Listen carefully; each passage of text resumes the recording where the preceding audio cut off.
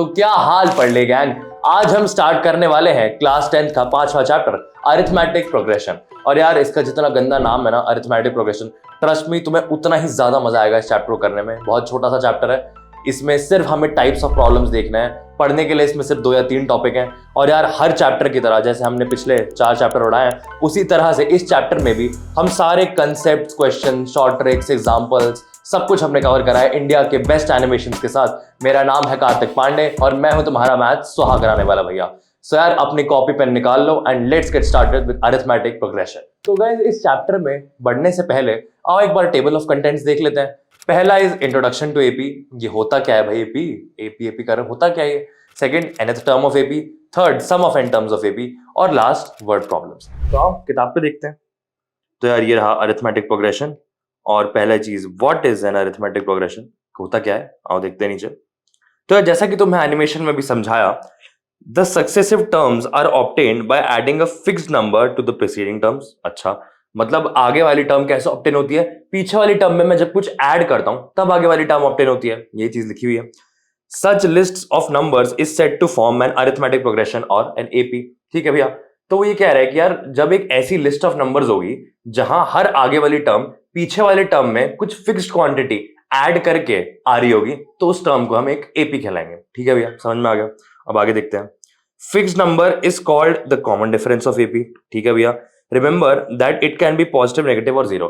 अब यार ये तो हुई किताबी डेफिनेशन, हम क्या समझ के आए थे? आओ हम उन एग्जाम्पल देखते हैं। हम यार अब राम श्याम का एग्जाम्पल देखते हैं। तो पहले हम राम की पॉकेट मनी लिखते हैं यहाँ पे और यहाँ पे हम लिखेंगे श्याम की।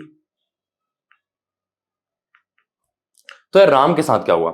उसके पास पहले हफ्ते में थे 200 रुपए, फिर क्या हुआ वो अच्छे नंबर लेके आया तो कितने मिले उसको? 220 रुपए। ठीक भैया समझ गए। फिर कितने अगले अगले हफ्ते फिर कितने पैसे मिले उसे? 240 रुपए। ठीक है भैया, ऐसे ही 260, 280 और 300 रुपए। ठीक है। और शाम के साथ क्या हुआ? यार शाम तुम्हारी तरह था, पढ़ता लिखता था नहीं, तो क्या हुआ? पैसे कटने स्टार्ट हो गए उसके। तो आओ देखो 200 पर था वो, अगले हफ्ते उसे कितने मिले? 180। क्यों? पढ़ाई नहीं करी। फिर कितने मिले? 160।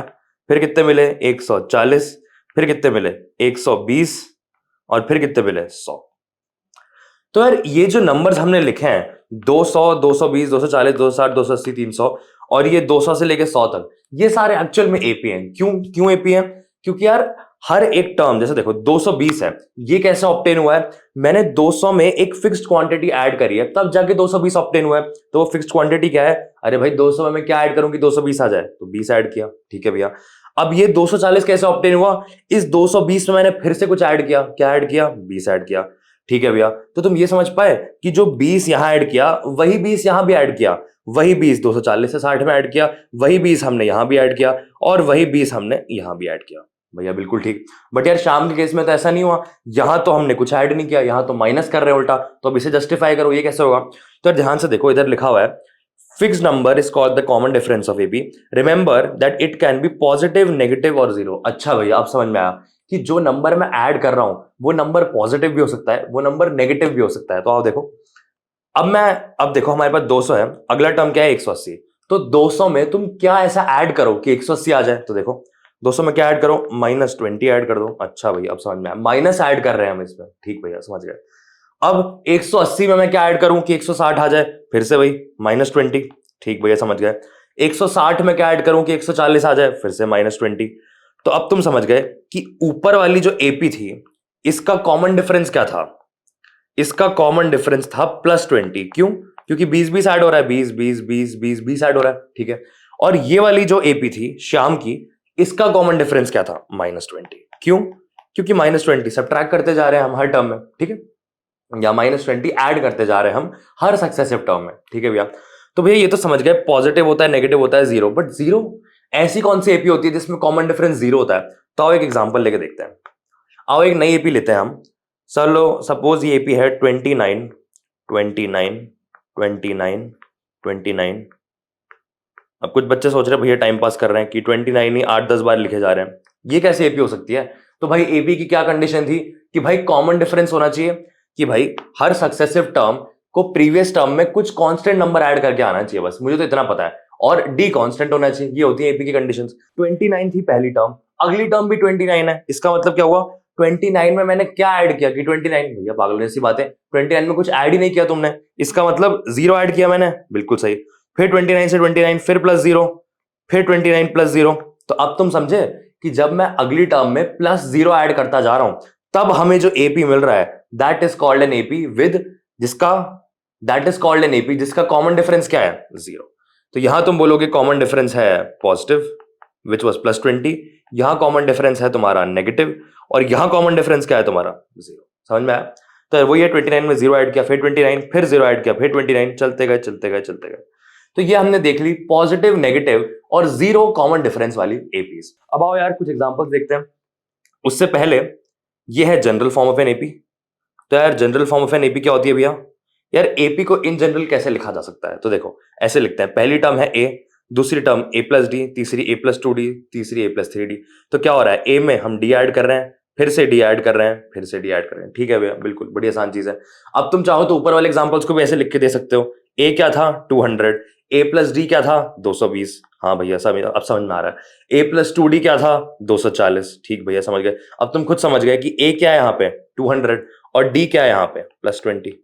वैसे ही तुम शाम के केस के लिए करोगे तो क्या करोगे, ए को 200 रहने दोगे और डी को -20 कर लोगे। ठीक भैया, अगर तुम 29 29 29 के लिए लिखोगे तो ए को क्या रहने दोगे 29 और डी को क्या कर दोगे उस केस में 0 कर दोगे। तो ये है general term of an AP. तो मतलब अगर तुम्हें ये याद है a+d a+2d a+3d, तो तुम a और d अगर दिया हुआ है तो उससे तुम सीरीज बना सकते हो एपी की, बस सिर्फ इसलिए पढ़ाया जाता है। ठीक है, represents an AP, this is called general form of an AP. Okay, हो गया भैया। अब अगली चीज क्या है, first term of an AP is called है, बड़ी आसान सी बात। मतलब क्या हुआ इसका, मतलब first term of an AP को ए बोला जाता है। तो ठीक है भैया, ये एक एपी थी, पहली टर्म क्या है इसकी 200, तो यहाँ पे ए इज इक्वल टू 200 हो गया। ठीक, शाम के केस में ये एक एपी थी, पहली टर्म क्या थी 200, बस ठीक है भैया, ये भी एक एपी हो गया। ये भी हमें पता है एक एपी है, इसकी पहली टर्म क्या है 29, तो ए इज इक्वल टू 29, बड़ा आसान था। ठीक है, फर्स्ट टर्म को ए से डिनोट करा जाता है, बस इतनी सी बात है। ठीक है, ठीक है, और क्या लिखा है, common difference d is equal to a2 minus a1 is equal to an+1 minus an। इसका मतलब क्या हुआ यार, अभी हमने बताया था कि एपी की कंडीशन क्या होती है कि जो कॉमन डिफरेंस है वो हर दो टर्म्स के लिए कांस्टेंट रहना चाहिए। मतलब यार जब 220 में से मैं 200 माइनस करूं तो भी 20 आना चाहिए, जब इसमें से मैं ये माइनस करूं तो भी 20 आना चाहिए, जब इसमें से ये माइनस करूं तो भी 20 आना चाहिए। तो तुम ये समझ पा रहे हो कि ये क्या लिखा हुआ है a2 माइनस a1, मतलब a2 माइनस a1 हमेशा कांस्टेंट आना चाहिए और an+1 माइनस an भी हमेशा कांस्टेंट आना चाहिए। अब कुछ बच्चे कह रहे हैं भैया an+1 माइनस an क्या है, तो यार इस सबको छोड़ो, तुम बस इतना याद रखो कि अगर दो टर्म्स हैं, दो consecutive terms of an AP दे रखी है, तो बड़ी टर्म माइनस छोटी टर्म का जो डिफरेंस है वो हमेशा कांस्टेंट निकल के आएगा, बस इतना याद रखो। ठीक है, तो यार अब हम ये 10 बार देख चुके शायद ये चीज कि ये देखो, ये first term, second term, third term, fourth term, fifth term, six term. क्या करना है, a2 माइनस a1 चेक करते हैं, 180 माइनस 200 कितना आया -20। ठीक है भैया, अब 3 में से 2 चेक करते हैं, बड़ी में से छोटी माइनस करो, क्या आया 160 माइनस 180, फिर से -20। ठीक भैया, अब इधर चेक करो 120 माइनस 140 कितना आया, फिर -20। ठीक भैया, 100 माइनस 120 फिर कितना आया -20। तो अब समझ में आया तुम्हारे कि d कैसे निकल के आएगा, d निकल के आएगा a2 माइनस a1, या कोई सी भी दो टर्म्स पकड़ लो, उसमें से बड़ी टर्म माइनस छोटी term will be your common difference. और ये जो कॉमन डिफरेंस है ये थ्रू आउट सारी टर्म्स के लिए सेम रहना चाहिए। मतलब ऐसा नहीं कि मैं इन दोनों को सब्ट्रैक्ट करूं तो कुछ और निकल आए, फिर इन दो को सब्ट्रैक्ट करूं तो कुछ और निकल आए, फिर इन दो को सब्ट्रैक्ट करूं तो कुछ और निकल आए। अगर ऐसा हो रहा है तो वो एपी नहीं है, और अगर ऐसा नहीं हो रहा है, ये डी कांस्टेंट निकल के आ रहा है, तो that series is called an AP. ठीक है, तो यार ये हो गया तुम्हारा एपी का इंट्रोडक्शन जो एनसीईआरटी में दिया हुआ है। तो यार अब क्योंकि हम जान चुके हैं कि ए और डी कैसे निकालना है, तो आओ उसी पे कुछ क्वेश्चंस देख लेते हैं। ठीक है भैया, तो यार अब ये हमें को ए दे रखा है, डी दे रखा है, हमें एपी निकालनी है। ठीक है भैया, तो यार एपी की जनरल फॉर्म क्या होती थी, ये होती थी a+d, a+2d, a+3d, और चलते चलो आगे। ठीक भैया समझ गए, ठीक है भैया समझ गए। तो अब आओ देखते निकालते कैसे हैं। पहली टर्म क्या है 0, तो 0 लिखा। अगली टर्म क्या है a+d, तो क्या होगी वो 0 + 1 1/2। ठीक भैया समझ गए। 1 1/2 क्या होता है यार, 1 1/2 को लिखते हैं मतलब 2 1 2 + 1 is 3/2। अगर मैं तुम्हें n a/b दे दूं तो उसका मतलब क्या है, b पहले n से मल्टीप्लाई होगा फिर a में ऐड होगा, तो वो क्या बनेगा bn + a/b। तो ये होता है पार्शियल फ्रैक्शन, ठीक है। अब आओ mixed fraction, sorry partial fraction नहीं, तो 1/2, ठीक है, a प्लस डी। उसके बाद क्या होता है a प्लस टू डी, तो लिखो a प्लस टू डी, तो a प्लस टू इंटू इसको 3/2 लिखते हैं, तो ये लिख दिया। फिर a प्लस थ्री डी, तो लिखो 3d। अब आओ इसको कैलकुलेट करते हैं, क्या बना, ये बना 0, ये बना 3/2, ये बना 3, फिर ये बना 9/2 या फिर 4 1/2, और आगे भी बनेगा, क्या बनेगा 6 बनेगा। भाई इसमें अगर मैं 3/2 विच इज 9/2 में मैं फिर से 3/2 ऐड कर दूं तो क्या बनेगा 12/2। 12/2 क्या होता है 6। तो भैया ये तो समझ में आ गया, बिल्कुल सही। अब भाई 0 3/2 3 4 1/2 6 एपी बनी है, तो देखो 0 3/2 3 4 1/2 और 6 ही हमारी भी एपी बनी है, तो मतलब सही है। अब आओ अगले पे देखते हैं, भाई अगला भी वैसे ही करना है यार, ए 2 है डी 0 है, तो आओ इसकी एपी कैसे बनेगी, इसकी एपी ऐसे बनेगी, इसकी एपी यहां बना लेते हैं। ये देखो कि ए तो मैंने लिख दिया, अब अगला टर्म कैसा आएगा ए प्लस डी। ए प्लस डी क्या होगा, ए प्लस डी होगा ये 2 प्लस 0, फिर ए प्लस टू डी क्या होगा ए प्लस 2 इंटू 0, फिर ए प्लस 3d क्या होगा 2 प्लस 3 इंटू 0। ये करते करते समझ में आया। तो यार अब तुम्हें समझ में आ गया होगा कि ये जो एपी बनने वाली है इसमें सिर्फ 2 2 2 2 2 ही दिखने वाला है तुम्हें, तो इसमें और कोई टर्म दिखेगा ही नहीं 2 के अलावा। सो एक्चुअल में ये भी एक एपी है जिसका कॉमन डिफरेंस क्या है 0। तो देखो एपी क्या बनी 2 2 2 2, सही है भैया, बिल्कुल सही बनाई हमने एपी। अगला क्या है, right the first term and common. अरे भैया ये तो करते आ रहे हैं सुबह से, तो ये से भी कर देते हैं। ए कितना निकल के आया 3/2, बिल्कुल सही। डी कैसे निकलेगा, फिर वही 10वीं बार बोल दिया आज के बाद, आज के लेक्चर में 10वीं बार बोल दिया मैंने सेम चीज। तो कितना आया -2/2 या फिर -1, करेक्ट। अब ये चेक करना है तो कैसे करोगे, इसमें से ये माइनस करो चेक करो, इसमें से माइनस करो चेक करो, सब में -1 कॉमन डिफरेंस निकल के आएगा, समझ गए। तो ये भी हो गया क्वेश्चन। अब आओ अगले क्वेश्चन पे बढ़ते हैं। अगला क्वेश्चन है example 2, which of the following list of numbers form AP, if they form an AP write the next two terms. तो यार पहले पूछा है कि पहले ये बताओ वो नंबर्स एपी फॉर्म करते हैं कि नहीं करते। तो यार ये सोचो कि एपी की कंडीशन क्या थी। कंडीशन ऑफ एपी ये थी कि जो डी है an+1 -an वो हमेशा कांस्टेंट रहेगा, मतलब मैं a2 -a1 करूं तो भी सेम चीज आएगी, a3 -a2 करूं तो भी सेम चीज आएगी, an+1 -an करूं तो भी सेम चीज आएगी।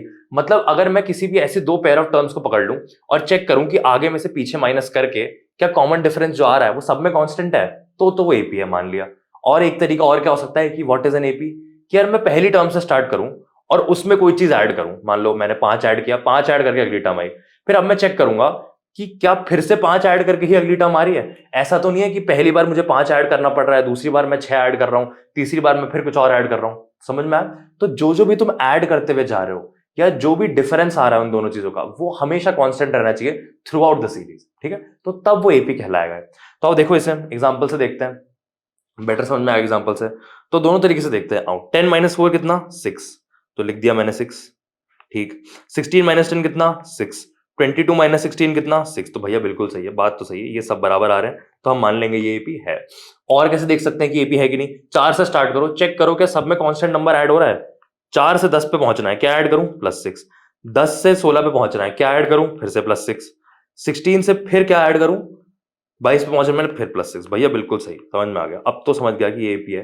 कैसे समझ गया, क्योंकि भाई कॉमन डिफरेंस हमेशा सेम आ रहा है, ठीक है। अब आओ इसको चेक करते हैं, इस वाले को, कि यार 2 - -2, तो ऐसे ऐसे लिखो 2 - -2 कितना आया 2 - -2 कितना आया 4, ठीक। इसको चेक करो -2 - 2 -2 - 2 कितना आया -4, फिर चेक करो -2 - -2 फिर कितना आया 4। भैया ये तो सेम है ही नहीं, पहले 4 आ रहा है, -4 आ रहा है, फिर 4 आ रहा है, मतलब डिफरेंस कांस्टेंट नहीं है, तो ये एपी नहीं हो सकता। अब इसको भी तुम चेक करो, 1 - 1 कितना आया 0, 2 - 1 कितना आया 1, भैया ये तो मैटर हो गया, एक जगह 1 आ रहा है एक जगह 0 आ रहा है, हो ही नहीं सकता, ये तो कांस्टेंट होना चाहिए। 3 2 में से 2 माइनस किया 0, 3 में से 2 माइनस किया 1, 3 में से 3 माइनस किया फिर 0, भैया 1 0 1 0 ना, ये तो नहीं चलेगा, सेम होना चाहिए जो भी डिफरेंस आ रहा है। अगर मैं वैसे देखूं कि मैं क्या ऐड करूं इसमें कि 1 आ जाए तो 0, 1 में क्या ऐड करूं कि 2 आ जाए 1, 2 में क्या ऐड करूं कि 2 आ जाए 0, 2 में क्या ऐड करूं कि 3 आ जाए 1, और सेम 0, तो भैया फिर 1 0 1 0 1 0 आ गया, तो ये तो एपी हो ही नहीं सकती, तो नहीं है एपी, काट दो इसे, ठीक। अगला लास्ट देखते हैं कि -1 से 1, तो चेक करो -1 - -1 कितना आया -2, ठीक। अब चेक करेंगे -3 माइनस -1, -3 माइनस -1 कितना आया, -3 + 1 तो आया -2। फिर 5 माइनस -3 -5 माइनस -3 कितना आया, -5 + 3 ये भी आया -2। तो हाँ अब समझ गए भैया कि भाई -2 जो डिफरेंस है वो कांस्टेंट है, तभी जाके तो जो डिफरेंस है वो कांस्टेंट आएगा और तभी तो टर्म ए बी बनेगी। अब मैं ये कह रहा था कि वहां से चेक करो कि पहली टर्म से ऐड करके देखो, तो आओ देखते हैं वो चलता है कि नहीं। 1 में मैंने -2 ऐड करा तो -1 आ गया, सही है। फिर -1 में मैंने -2 ऐड करा, -3 आ गया, ये भी सही है। -3 में फिर -2 ऐड करा मैंने, क्या आया, फिर -5 आ गया, भैया बिल्कुल सही है, ये भी सही है। ठीक है भैया, हो गया। तो अब क्या करना है, which of the following forms an AP, हो गया। If they form an AP write the next two terms. आओ अब अगली दो टर्म्स कैसे लिखनी है, कुछ नहीं करना। 4 से अगली टर्म कैसे लिख रहे थे, कॉमन डिफरेंस ऐड कर दे रहे थे। क्या कर रहे थे, कॉमन डिफरेंस ऐड कर रहे थे। 16 से अगली टर्म लिखने के लिए कॉमन डिफरेंस ऐड। अब 22 से अगली टर्म लिखने के लिए क्या करेंगे, कॉमन डिफरेंस ऐड कर देंगे बस। तो यहाँ कॉमन डिफरेंस a2 - a1 से आया 6, तो 22 की अगली टर्म कितनी निकल के आई, 22 + 6 कितनी, 28। फिर 28 + 6 कितनी, 34। समझ में आया। तो ठीक है, ये तो आसान था। अब ये देखते हैं, ये भी एपी था अपना, और इसमें कॉमन डिफरेंस क्या था, a2 - a1 -2 -1 -1 -2। तो अब देखो कैसे करेंगे, -5 + -2 और तो कितना आया, -7, और फिर -7 + -2, दिस इज व्हाट, -9। तो समझ गए, -7 -9।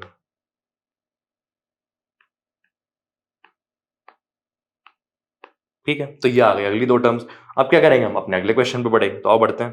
तो गाइस तो हम चलते हैं अपने नेक्स्ट टॉपिक पे, which is nth term of an AP. तो यार सबसे पहले मुझे ये बताओ कि यार nth टर्म की जरूरत ही क्यों पड़ी। मैं तो खुश था ए में डी ऐड करके, फिर ए में 2d ऐड करके, फिर ए में 3d ऐड करके, मुझे तो सब मिल रहा। तो ये जरूरत क्यों पड़ी, nth टर्म के फॉर्मूले की जरूरत क्यों पड़ी मुझे। तो यार इसका बहुत सिंपल सा रीजन है कि यार तुम a + d कब तक करते रहोगे। पहली टर्म से दूसरी टर्म कर दिया a + d, चल गया। दूसरी तीसरी कर दिया a + 2d, फिर चल गया।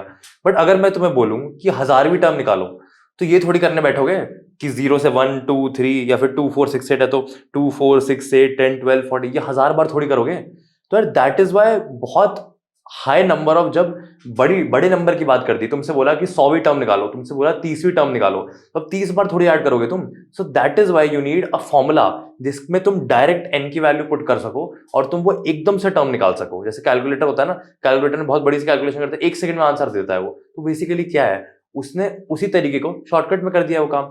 तो वही काम हम भी करने वाले हैं। हम ऑब्जर्व करेंगे कि कैसे nth टर्म का पैटर्न बनता है, और फिर हम लास्ट में खुद से डिराइव करेंगे कि क्यों या फिर क्या वैल्यू होती है nth टर्म की। ठीक है, उसके बाद से हमारी लाइफ बहुत आसान हो जाएगी। कोई भी हमसे पूछेगा कि 1000वीं टर्म है, हमारे पास सीधा फॉर्मूला होगा, हम सीधा फॉर्मूला लगाएंगे और खत्म हो जाएगा। तो देखो, nth term of an AP, let a1 a2 a3 be an AP whose first term a2 a3 be an AP whose first term is a, बिल्कुल सही, and common difference is d। ठीक है, whose first term a is a and common difference d। इसका मतलब क्या है, first term a, भाई 1 2 3 4 में फर्स्ट टर्म क्या थी, a थी, इसको हम a बोला करते थे। तो इसने बोला मैंने AP ही ऐसी ले ली है जो है a2 a3। ठीक है, कोई दिक्कत नहीं है। अब देन क्या कह रहा है ये, second term is a + d, तो बिल्कुल सही भैया, a + d है।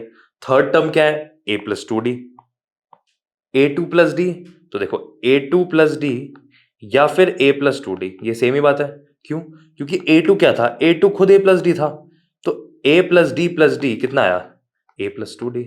समझ में आया। तो ये भी a + 2d, ये भी a + 2d। ठीक है, ग्रेट। अब बात करते हैं A4 की। तो A4 क्या आया, A3 + d। तो यार A3 + d मतलब कि पिछली टर्म में d ऐड कर दिया, आ गया, बिल्कुल सही। तो अब तुम ये पैटर्न नोटिस कर पाए कि यार अगर मैं A5 लिखूंगा, A5 को मैं क्या लिखूंगा कि A4 में मैं d ऐड कर दूं तो ये पांचवी टर्म आ जाएगी।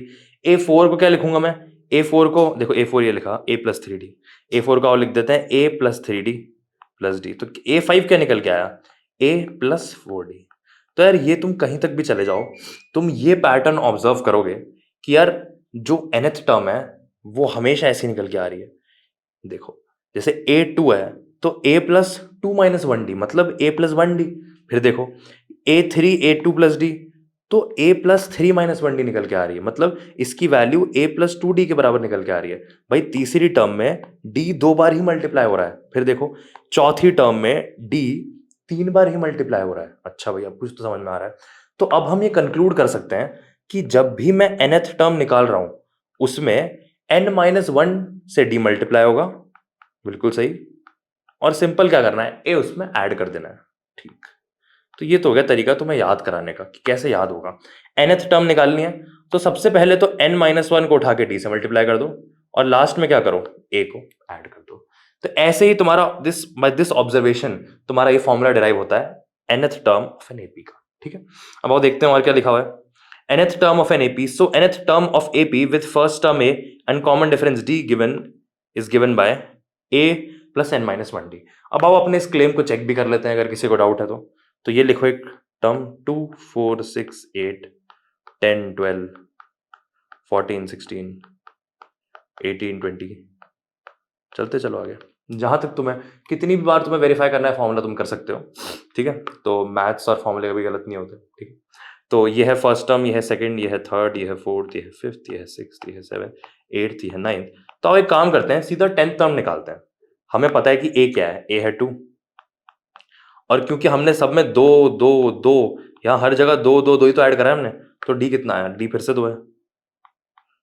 तो अपने को क्या निकालना है, अपने को तो 20 चाहिए, तो अपने को निकालनी है ए टेंथ क्या होगा, फिर से भैया ए टेन क्या होगा, बड़ा आसान था भैया, कैसे होगा, 10-1 को तो मैं डी से करूंगा मल्टीप्लाई और लास्ट में क्या कर दूंगा, ए ऐड कर दूंगा। ठीक है, तो आओ करते हैं, A10 is equal to a plus which is 2 plus n-1d which is 9 into d, 9 into 2, तो आओ देखो 9 इंटू 2 क्या है, 18, एंड 18 प्लस 2 इज 20। तो ये निकल आई तुम्हारी 10th टर्म 20, और ये तुम वेरीफाई कर सकते हो 1 2 3 4 5 6 7 8 9 10th। ठीक, तो ये वेरीफाई हो गया। अब हम रट चुके हैं इस फॉर्मूले को कि an is a plus n-1d, ये फॉर्मूला हो गया। ठीक है भैया, अब एक चीज और देखो, if a b c are an A P then b is equal to a plus c divide by 2। अच्छा, तो इसका मतलब क्या हुआ भाई, वो ये कह रहा है कि 3 नंबर है यार, जैसे देखो एक नंबर a है, b है, c है, ये तीनों एपी में है। अब यार जनरल फॉर्म में देखा था हमने कि क्या कर रहे थे, अब उसको प्रूफ कर देते हैं। जनरल फॉर्म में हम a को a लिखते थे, पहली टर्म को हम क्या लिखते थे, a प्लस डी, दूसरी टर्म को हम क्या लिखते थे, a प्लस 2d, बिल्कुल सही, a प्लस 2d लिखते थे। तो भाई ये तो कुछ उल्टी सीधी बात कर रहा है, और हम तो मैथ स्टूडेंट है, हम तो नहीं मानते जब तक हम प्रूव नहीं कर लेते। तो b is equal to a plus c divide by 2, तो आओ चेक करते हैं कि क्या b एक्चुअल में a प्लस सी बाई 2 है। तो b तो है a प्लस डी, ठीक, इसको किसके बराबर बताया हुआ है, a प्लस सी बाई 2 के, भैया मैं तो नहीं मानता। तो आओ देखो चेक करते हैं, a प्लस सी क्या है, a plus 2d divide by 2, क्या आया 2a plus 2d divide by 2, finally क्या निकल के आया, a प्लस डी। भैया बात तो सही है, गलत तो नहीं कह रहा है कुछ। तो क्या कह रहा है, if a b c are in A P then b is equal to a plus c by 2 and b is called the arithmetic mean of a and c। ठीक है, अब ऊपर देखो जरा, ये जो एग्जांपल लेके आए थे हम 2 4 6 8, ये 3 टर्म पकड़ लो, ये 3 टर्म पकड़ लो, क्या बीच वाला, क्या 4, ये कह रहा है क्या 4 6 प्लस 2 बाई 2 है, 8 बाई 2 इज 4, भैया बिल्कुल है। कोई भी 3 टर्म पकड़ लो तुम, कोई भी, ये 3 पकड़ लो, क्या 14, फिर से क्या 14 12 प्लस 16 डिवाइड बाई 2 है, 28 बाई 2, फिर से 14, भैया बिल्कुल सही। ये तुम इसमें भी चेक करो, सब में चेक कर सकते हो तो तुम कोई भी 3 टर्म्स ऑफ एन एपी पकड़ो, बीच वाला इज ऑलवेज एन अरिथमेटिक। ठीक, तो आओ अब कुछ सवालों पे पढ़ते हैं। तो यार अब फिर से बीकेएल पॉइंट है ये, बहुत ही कम दिमाग के लड़के और लड़कियां होंगे जो इस पॉइंट को मिस करेंगे, क्योंकि इस पॉइंट से सीधा ऐसे ऐसे एमसीक्यू आएंगे जो और बच्चे देख के अप्रोच भी नहीं कर पाएंगे कि भाई अच्छा ऐसा भी कुछ हो सकता है क्या, मतलब दिमाग ही नहीं चलेगा बच्चों का कि अच्छा ऐसा भी एमसीक्यू बन सकता है। तो वैसे एमसीक्यूज इन शॉर्ट ट्रिक से सॉल्व होंगे। तो आओ देखो, when you have to assume terms in AP, तो कैसे अज्यूम करा जाए। तो सपोज क्वेश्चन आया कि यार assume you have 3 terms in AP, या there are 3 terms in an AP, और वो टर्म दे ही नहीं रखी तुम्हें, भाई कहीं तो 2 2 4 6 तुम्हें टर्म दे रखी है। मैं ऐसे क्वेश्चन की बात कर रहा हूं जहां तुम्हें बोला गया है कि देयर आर 3 5 और what ever number of terms in AP, और तुम्हें वो टर्म्स ही नहीं दे रखे हैं एक्चुअल में। अभी हम ऐसा क्वेश्चन देखेंगे कि तुम्हें टर्म्स ही नहीं दे रखे हैं, तो तुम उन टर्म्स को क्या अज्यूम करोगे, ये मैंने यहां लिखा हुआ है। तो आओ देखो, when you have to assume 3 terms in AP, तो ऐसे अज्यूम करेंगे a minus D A plus d, भैया ऐसे क्यों करेंगे, आगे जानेंगे। When you have to assume 5 terms in AP, a minus 2d a minus d a plus d a plus 2d, when you have to assume 4 terms in AP, a minus 3d a minus d a plus d a plus 3। तो भैया इतनी जल्दी जल्दी बोल गए, क्या करूं मैं इसका। तो यार ये तुम्हें बस याद रखनी है, तुम याद रख भी सकते हो नहीं भी रख सकते, but at least 3 terms in AP याद रखना और 5 टर्म्स इन एपी याद रखना, तो बहुत बहुत इंपॉर्टेंट है। बाकी तुम एक पॉइंट के बाद जब तुम्हारी अच्छी प्रैक्टिस हो जाएगी तो तुम खुद निकाल पाओगे। ठीक है भैया, समझ में आ गया। तो अब ये तो बताओ कि अप्लाई कहाँ हो रहा है ये। तो अब देखो ये रहा question, sum of 3 consecutive terms of AP is 24, find the middle term. भैया आसान क्वेश्चन है, हमें मत बताओ, ये तो हम ऐसे ही सॉल्व कर लेंगे। ठीक है, तुमने अज्यूम करा 3 कंसेक्यूटिव टर्म्स एज ए। तुमने कहा भैया मैं बहुत पढ़ चुका एपी, अब आप चुप रहो, मैं सिखाऊंगा आपको। ये है 3 कंसेक्यूटिव टर्म्स इन एपी। मुझसे पूछा गया है मिडल वाली टर्म निकालो, ये तो मैं ऐसे ही निकाल दूंगा। तो देखो तुमने क्या करा, sum of 3 terms of AP is 24। तुमने क्या करा, ऐड कर दिया। तुमने करा मैं ए करूंगा, ए पे डी प्लस करूंगा, फिर से ए प्लस 2d करूंगा, तो कितना बनेगा, तो बनेगा 3a plus 3d is equal to 24। अच्छा, तो ठीक है। तो इसके बाद तुमने कहा कि मैं बीच वाली टर्म निकालूंगा, बीच वाली टर्म है a प्लस डी। ठीक है, तो a प्लस डी कैसे अलग करूंगा मैं इसमें, a plus d is equal to 24/3।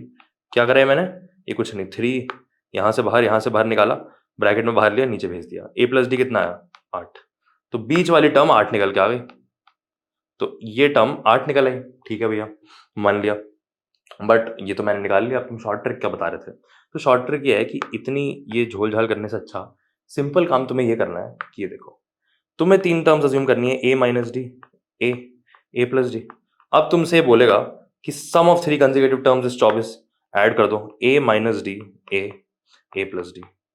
तो यार बहुत सिंपल सी बात यह है कि ये डी कट जाएगा, 3a इज इक्वल टू 24 निकल के आ जाएगा, और a सीधा से 8 निकल आएगा। विदाउट मच इन्फॉर्मेशन हम ये निकाल ही नहीं सकते कि d की क्या वैल्यू है, कि कहाँ डी कहाँ है, कि डी की क्या वैल्यू है ये हम यहाँ पे नहीं निकाल सकते एज ऑफ नाउ।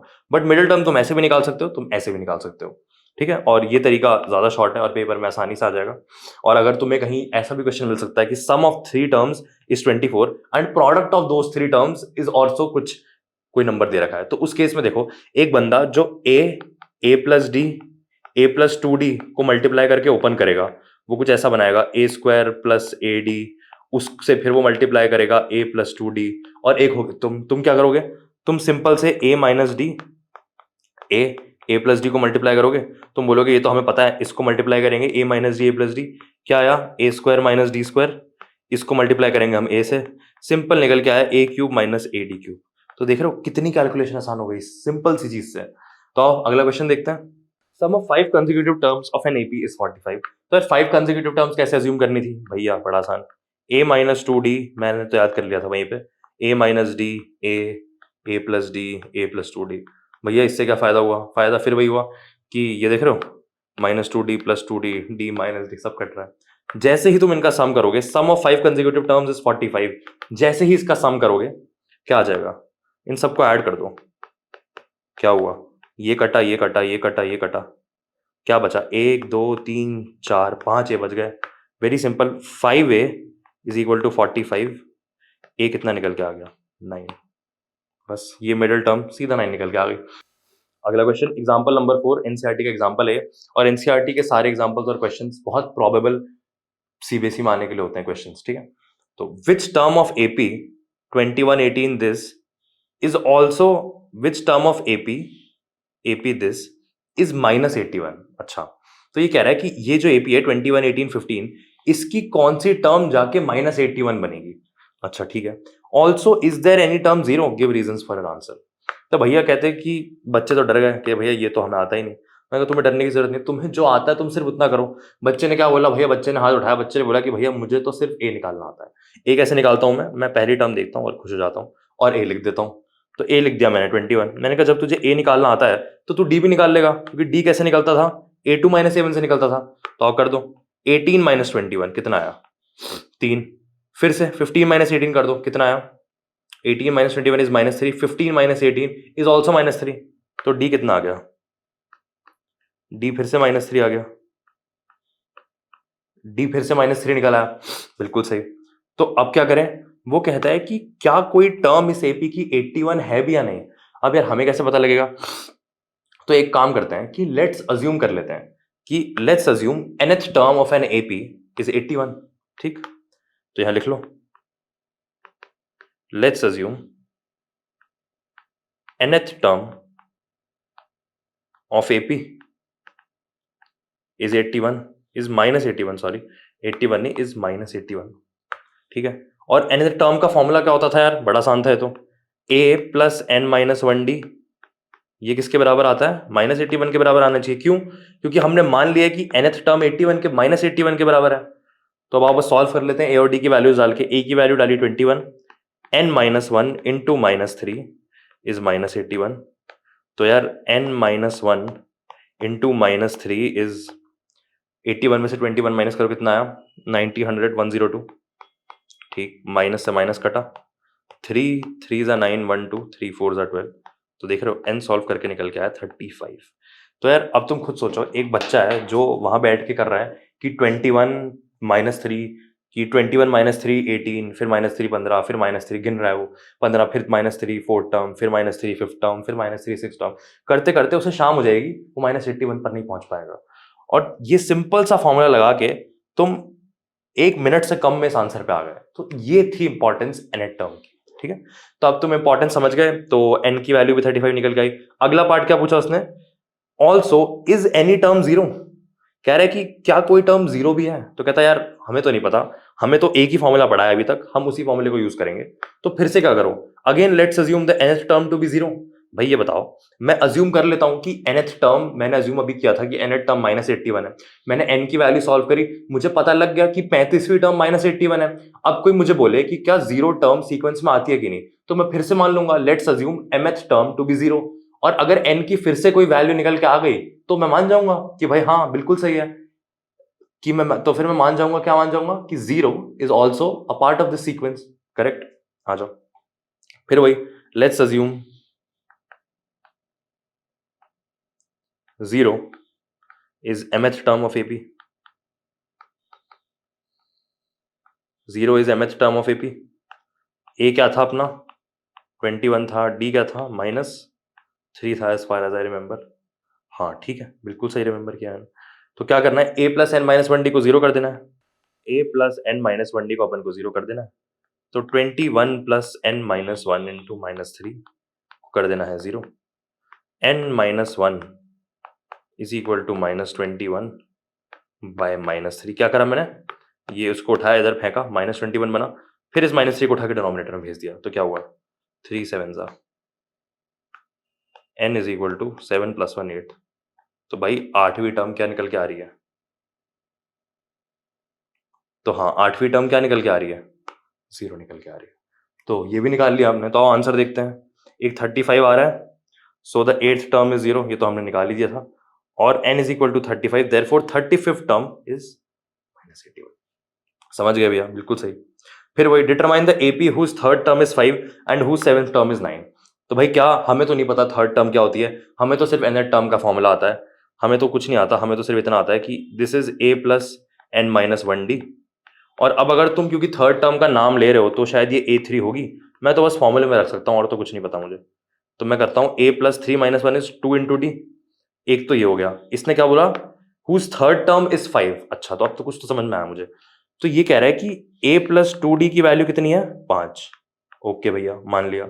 अभी तक कुछ नहीं करा मैंने, कोई दिमाग नहीं लगाया मैंने nth टर्म का फॉर्मूला लिखा, उसने मेरे से थर्ड टर्म की बात करी थी, n को मैंने लाके 3 रख दिया, एज इट इज फॉर्मूला लगा दिया, थर्ड टर्म निकली, वो उसने 5 पहले से ही दे रखी थी, मैंने अब तक कोई दिमाग नहीं लगाया अपना।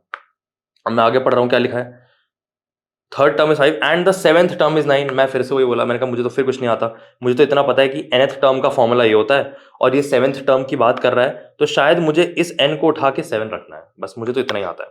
तो आओ n को उठा के 7 रखो, तो क्या बना, a7 is a plus 7 minus one which is 6d। तो सेवेंथ टर्म को क्या बोल रहा है, ये 9। समझ में आया, तो a प्लस 6d कितना आया, इज 9। अब जो बच्चे दो वेरिएबल, दो इक्वेशन, जो बच्चे लीनियर इक्वेशन की प्रैक्टिस अच्छे से कर चुके हैं, उनके चेहरे पे देखते ही स्माइल आ गई। क्यों, उन्हें दिख रहा है ये साफ ए से कट रहा है। कौन सा मेथड बताओ, सब्स्टिट्यूशन एलिमिनेशन, कौन सा मेथड, सब्स्टिट्यूशन नहीं, गलत, एलिमिनेशन मेथड। सीधा 2 में से 1 सब्ट्रैक्ट या 1 में से 2 सब्ट्रैक्ट, जो भी तुम्हें करना है कर लो, आंसर सेम निकल के आएगा। सब्ट्रैक्ट करो और क्या निकाल लो, डी की वैल्यू निकाल लो। आओ देखो, मैं 2 में से 1 सब्ट्रैक्ट कर रहा हूँ, तो 6d minus 2d is 4d, is 9 minus 5 is 4।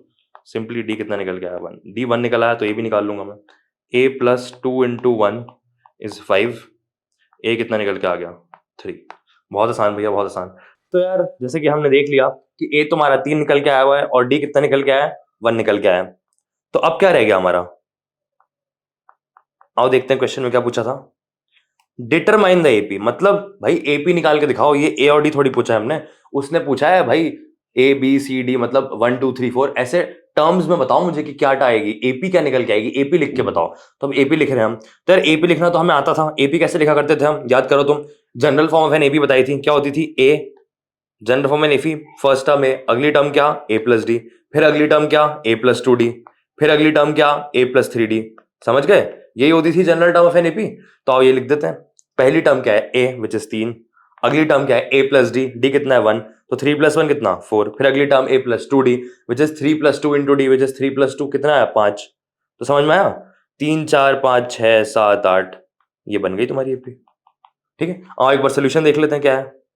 तो यार ये निकल के आया कि D1 आया, A3 आया, और AP क्या निकल के आ गई, 3 4 5 6 7। ठीक है, तो यहां ये क्वेश्चन खत्म होता है।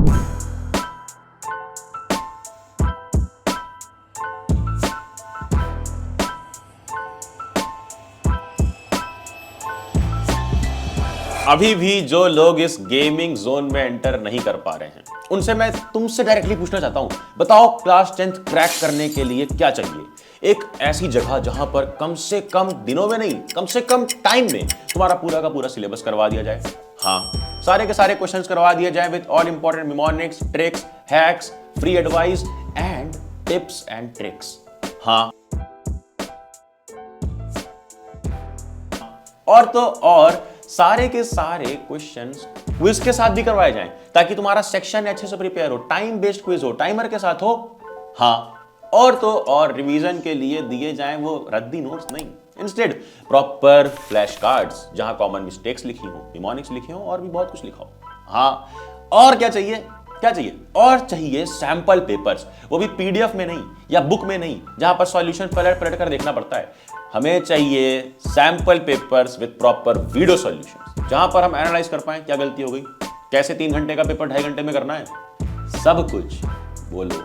हाँ, अब जब इतने बार तुमने रियलाइज कर लिया है कि ये सारी चीजों की जरूरत है, वो भी 1 महीने के टाइम लेके नहीं करना है, इंस्टेड कम से कम टाइम में, and I can promise you कि हमने ये सब कुछ दे दिया है सिर्फ एक 24 आवर्स के गेम में। अभी भी कुछ सीट्स बची हुई हैं, कुछ लास्ट सीट्स बची हुई हैं। डोंट मिस द चांस, इस 24 आवर्स गेम में एनरोल करो, जिसके बाद तुम अपना कंप्लीट क्लास 10th का सिलेबस स्वाहा कर दोगे with all important necessities, and you will be the next all India rank 1। अगला क्वेश्चन है, find the 11th term from last of AP 10 7 4 -62। ठीक है, तो यार अब इसने क्या बोल दिया, देखो ये गेम खेल गया तुम्हारे साथ। अभी तक ये क्या कह रहा था कि 11th टर्म बताओ एपी की, अब ये कह रहा है कि अगर ये पूरी एपी है तो मुझे 10 से शुरू होके नहीं, मुझे -62 से स्टार्ट होके बताओ कि कौन सी 11th टर्म है। जैसे देखो मान लो ये तुम्हारी टर्म्स हैं एपी की, एक ये सारी तुम्हारी एपी की टर्म्स हैं। अगर मैं आगे से 6th टर्म कैलकुलेट करूं, ये तो हम अब तक कर रहे थे, इसने क्या पूछा कि पीछे से 11th टर्म निकाल के दो मुझे। अच्छा, तो अब तुम ये समझ पाए कि जो एपी का फॉर्मूला तुम अब तक लगा रहे थे कि a + n - 1d, ये नहीं चलेगा। क्यों? क्योंकि ये आगे से nth टर्म निकालने का फॉर्मूला था, इसने पीछे से nth टर्म पूछ ली। तो यार अब ये कैसे करेंगे, तो यार बहुत आसान है, इसके 2 तरीके हैं। एक तरीका तो जो एनसीईआरटी में दे रखा है, एग्जाम्पल 8 का जो सोल्यूशन है, जो हमने यहां भी दे रखा है, एक तरीका तो वो है। और आओ मैं तुम्हें शॉर्ट ट्रिक समझाता हूं। क्यों? क्योंकि हम तो शॉर्ट ट्रिक से ही करते हैं सारे काम। तो यार बड़ा आसान काम है, बहुत ध्यान से सुनो कि यार मान लो ऐसे एक एपी लिखी हुई है 10 7 4 ... -62। अब यार मैंने ऐसा कहा कि भाई बात सुनो, भाई मुझे यहां से 11th टर्म तो नहीं निकालनी, मुझे यहां से 11th टर्म निकालनी है। और फॉर्मूला मुझे तभी पता है जब अगर मैं आगे से स्टार्ट करूं, पीछे से का फॉर्मूला पता ही नहीं। तो मैंने काम किया बहुत चुपके से, बिना एग्जामिनर को बताए, मैंने इस एपी को ही पलट दिया। मैंने कहा ये जो एपी 10 से स्टार्ट हो रही थी, अब मेरी वाली जो एपी है वो -62 से स्टार्ट हो रही है। अच्छा, वो -62 से स्टार्ट हो रही है और 4 7 और 10 पर वो खत्म हो रही है। तो यार शॉर्ट ट्रिक इतनी है कि यहां लिखो शॉर्ट ट्रिक, कि जब भी तुमसे एपी के लास्ट से nth टर्म निकालने को पूछता है, तो बहुत बहुत सिंपल सा काम है कि क्या करना है, ए को रिप्लेस कर देना है लास्ट टर्म से, ठीक है भैया। डी को नेगेटिव साइन कर देना है,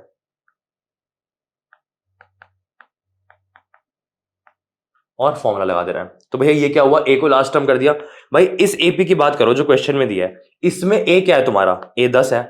बट शॉर्ट ट्रिक क्या कहती है कि जब भी लास्ट से 11th टर्म निकालनी है तो क्या करो, ए को 10 से हटा के क्या कर दो, जो लास्ट टर्म है। तो ए तुम्हारी क्या हो गई यहाँ पे अब, -62 हो गई। ठीक भैया, समझ गए। अब वो क्या कह रहा है, डी को नेगेटिव साइन लगा दो डी के साथ, मतलब डी अगर 5 है तो -5 कर दो, डी 10 है तो -10 कर दो। तो आओ देखते हैं इधर डी क्या है। डी क्या है, बड़ा आसान भैया, 7 - 10 क्या करते हैं, 8 - 7, 7 - 10 कितना हुआ, -3। ठीक, डी -3 था, बट शॉर्ट ट्रिक के हिसाब से डी क्या होगा, माइनस साइन लगा के, तो माइनस और -3 कितना हुआ, +3। तो अब डी बन गया +3। तो बस अब इसमें तुम nth टर्म का फॉर्मूला लगा सकते हो, ठीक है। तो लगा देते हैं nth टर्म का formula, a plus n-1 into D. n क्या था, 11th टर्म की बात हो रही थी, तो 11 - 1 10 इंटू डी कितना है, 3।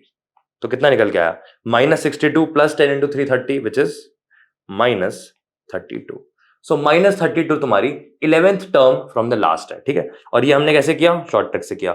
अब जो एनसीईआरटी मेथड है वो थोड़ा सा लंबा है, वो पहले ये करता है कि पहले कैलकुलेट करता है टोटल कितनी टर्म्स है, वो n की वैल्यू निकालता है, फिर n में से 11 को सब्ट्रैक्ट करता है, उसके बाद जो नंबर आता है, जैसे मान लो n 100 आ गया, 100 में से 11 माइनस करेगा वो, फिर जो नंबर आया, सपोज 100 में से 11 माइनस करेगा कितना आया, 89 आया, तो अब वो 89th टर्म आगे से निकालेगा। बट हमारे पास तो शॉर्ट ट्रिक है, हम क्या करेंगे, ए को फर्स्ट से उठा के लास्ट करेंगे, डी को नेगेटिव साइन के साथ लगाएंगे, मतलब डी जो है उसका नेगेटिव कर देंगे, और वही फॉर्मूला लगा देंगे, ठीक है। अब आओ अगले क्वेश्चन पे बढ़ते हैं। तो यार ये इसका सोल्यूशन है, ये देखो इसने क्या करा है, पहले n निकाला है, फिर the last term will be 15th term from the start, फिर इसने स्टार्टिंग से 15th टर्म निकाली है। तुम्हें क्या करना है, कुछ नहीं, जो बताया शॉर्ट ट्रिक यूज करो, सीधा आंसर निकालो, ठीक है। अब आओ बढ़ते हैं अगले क्वेश्चन पे, और यार आंसर देखो हमेशा सेम निकल के आएगा, 11th term from last is -32, हमारा भी क्या निकल के आया, -32। समझ में आया, ठीक है। तो अब बढ़ते हैं अगले क्वेश्चन पे। तो यार अगला क्वेश्चन एनसीईआरटी का एग्जांपल 10th, आओ पढ़ते हैं। In a flower pit there are 23 rose plants in the first row, ठीक है भैया, 21 in the second, 19 in the third, and so on. There are 5 rows plan in last row.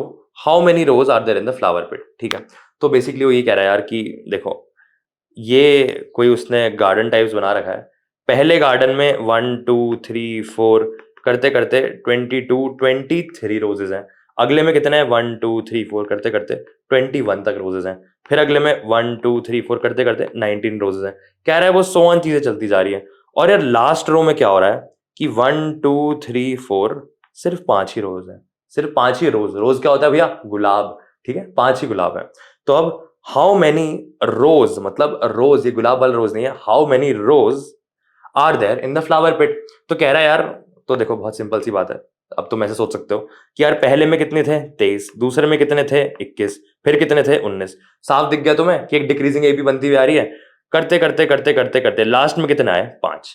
तो अब तुम समझ में आया वो पूछ क्या रहा है कि यार टोटल कितनी नंबर ऑफ रोज हैं।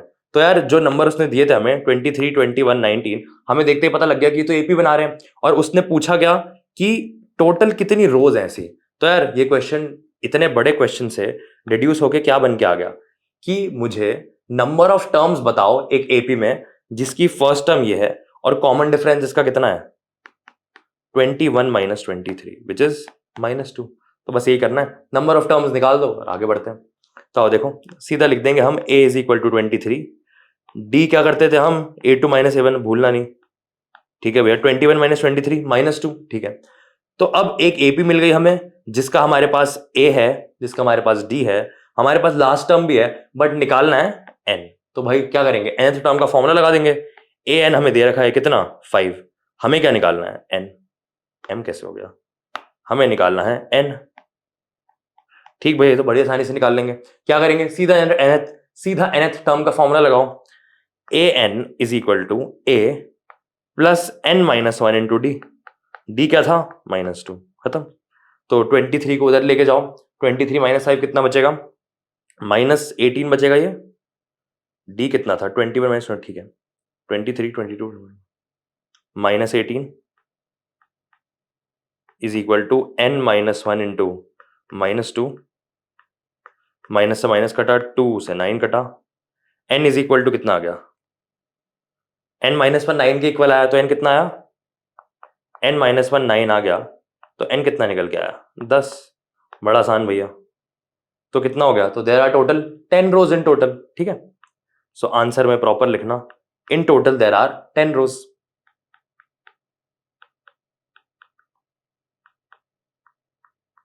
अब हम आंसर चेक करेंगे कि सही आया कि नहीं। ठीक है, 10 आ गया। अब आंसर देखते हैं, आ जाओ। तो यार देखो ये कह रहा है therefore there are 10 rose of rose plants, मतलब 10 रोज हैं किसकी, गुलाब की, ठीक है, इन द फ्लावर पिट। ठीक है, अब बढ़ते हैं अपने अगले टॉपिक पे।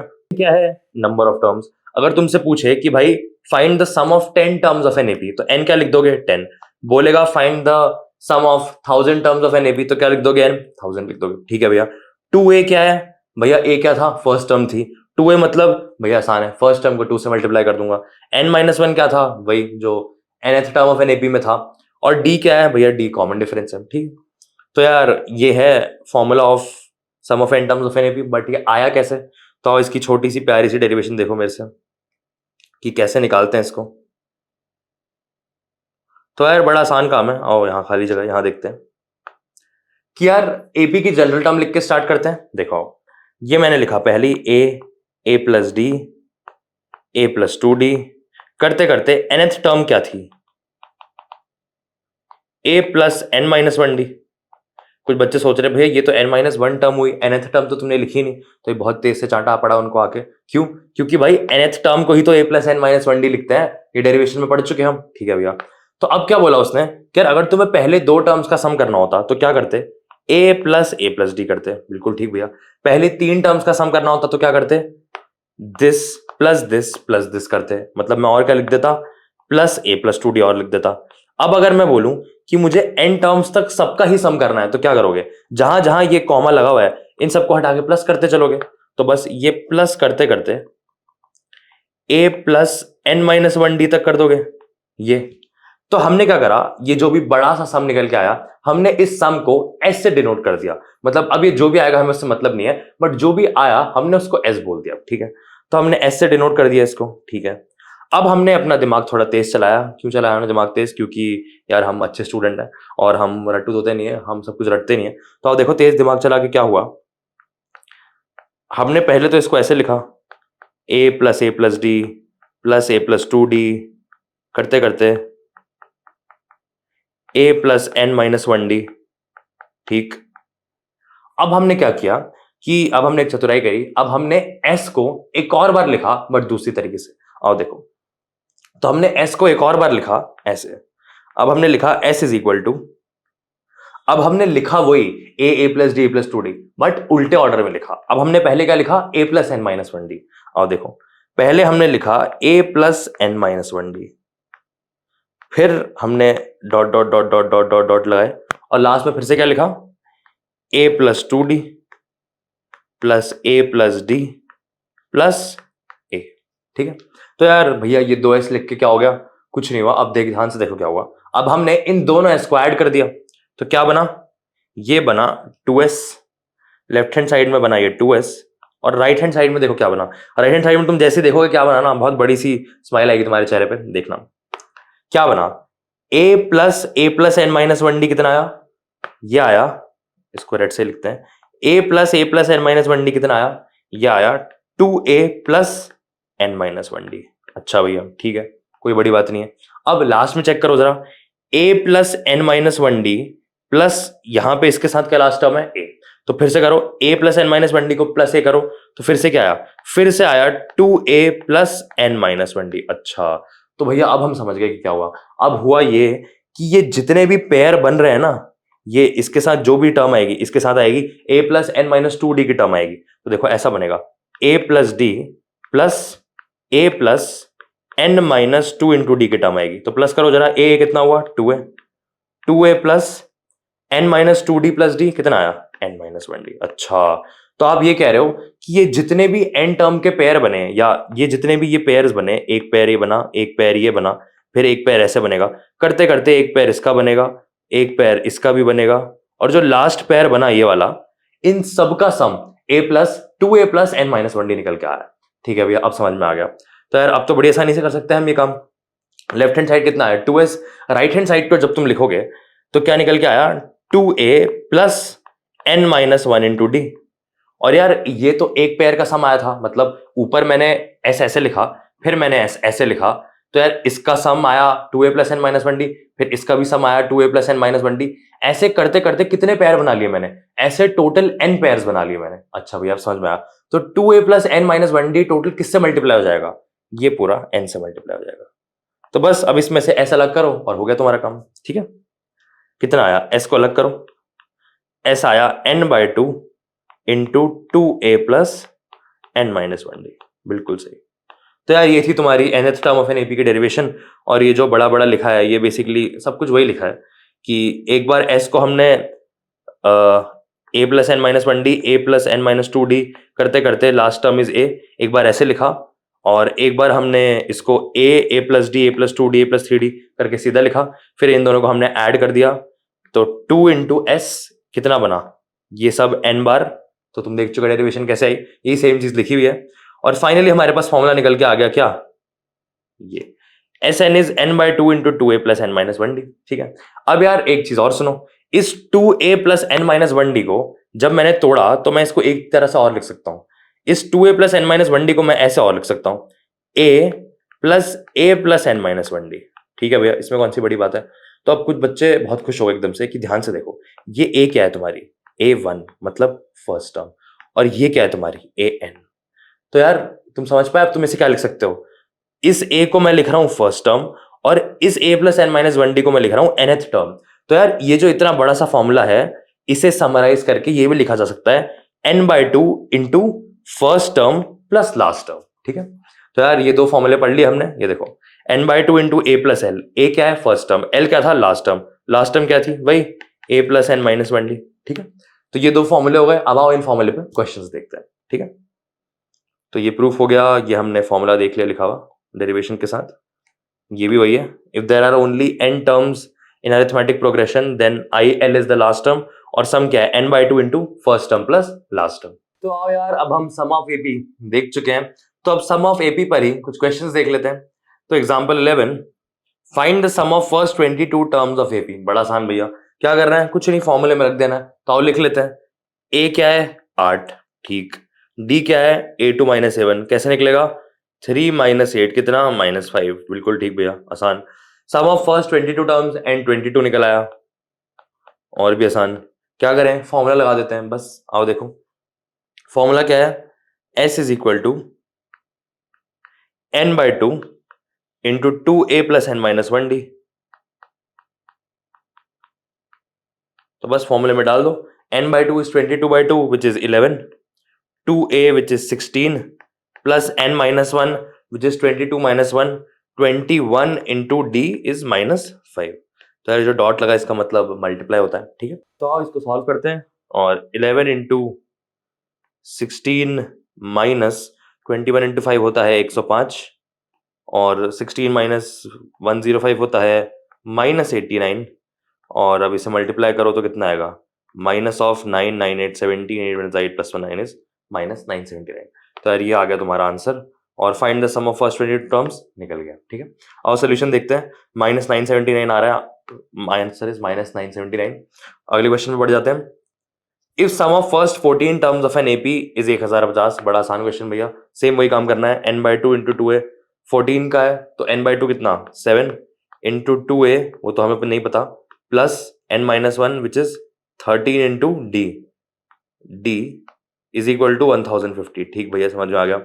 फिर क्या कह रहा है, फर्स्ट टर्म इज 10, मतलब 2a पता है तो इसको 20 से रिप्लेस कर देना, is 10, find the 20th term. तो ये समझ में आ गया कि इस इक्वेशन में d अननोन है, बस a को तुम रिप्लेस कर देना 20 से, d अननोन है, d की वैल्यू निकाल लेना। उसके बाद क्या करना है, a तुम्हारे पास 10 है, d तुम फाइंड आउट कर लोगे, फाइंड द 20th टर्म, तो a प्लस 19d करना है, दैट्स इट। आसान क्वेश्चन। तो यार ये होमवर्क क्वेश्चन है, ये तुम खुद से सॉल्व कर सकते हो, अभी सेम करा है हमने सॉल्व। हम बढ़ते हैं अगले क्वेश्चन पे। अगला क्वेश्चन क्या है, how many terms of AP this how many terms of this AP must be taken so that the sum is 78। भैया बड़ा बहुत आसान। लेट्स अज्यूम, यहां लिख लो, let's assume that n terms of an AP add up to 78। ठीक है, तो n मान लो। अब हम जो हमें जो जो पता है पहले वो लिख लेते हैं। तो क्या पता है हमें, a हमें 24 पता है, ठीक। d हमें क्या पता है, 21 माइनस 24 कितना हुआ, -3, -3, ठीक है। अच्छा, सो दैट द सम इज 78। आओ कर देते हैं, बस क्वाड्रेटिक इक्वेशन बनेगी, वो सॉल्व करनी है। n/2 इंटू 2 है 48 plus n-1 into d is equal to कितना आ जाएगा, 78। अब क्या करना है भैया, कुछ नहीं, दो को उस साइड भेजो, ये दो पड़ा, इसको इस साइड भेज दो मल्टीप्लाई करने के लिए। तो क्या बनेगा, ये दो यहां से काट रहा हूं मैं, 78 टू ज़ा कितना बनेगा, 156। हाँ भैया सही, ठीक है। तो अब क्या करें, मल्टीप्लाई कर दो पहले पूरा, 48n plus n-1 into -3 is equal to 156। अब देखो यार जरा, 3 यहाँ कॉमन है, 48 भी 3 से डिविजिबल है, और 156 सम ऑफ डिजिट्स करना जरा, 5 1 6 और 6 6 12, फिर से भी 3 से डिविजिबल है, तो -3 दोनों तरफ से काट दो। तो कर देते हैं, ये -3 काटा, इसको -3 से डिवाइड करेंगे तो कितना बचेगा यहाँ पे, -16, -16n बच जाएगा, ठीक।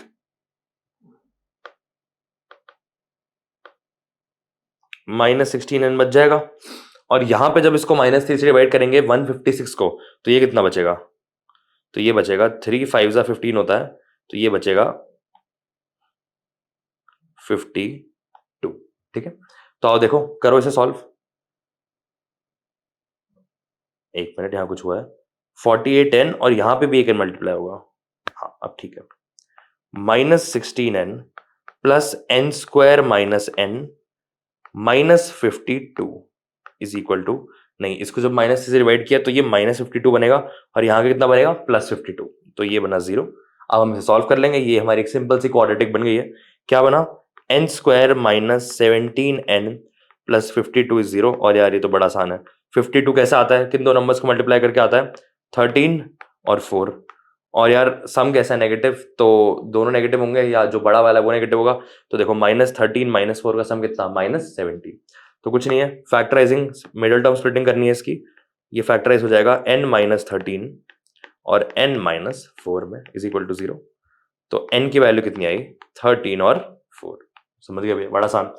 अब जस्टिफाई टू आंसर्स, तो यार ये कह रहा है कि ऐसा कैसे हो सकता है कि मैं एक एपी की 4 टर्म लूं उसका भी सम 78 आए, और मैं एक एपी की 13 टर्म लूं उसका भी सम 78 आए। भैया ये तो मजाक की बात लग रही है, ऐसा हो ही नहीं सकता।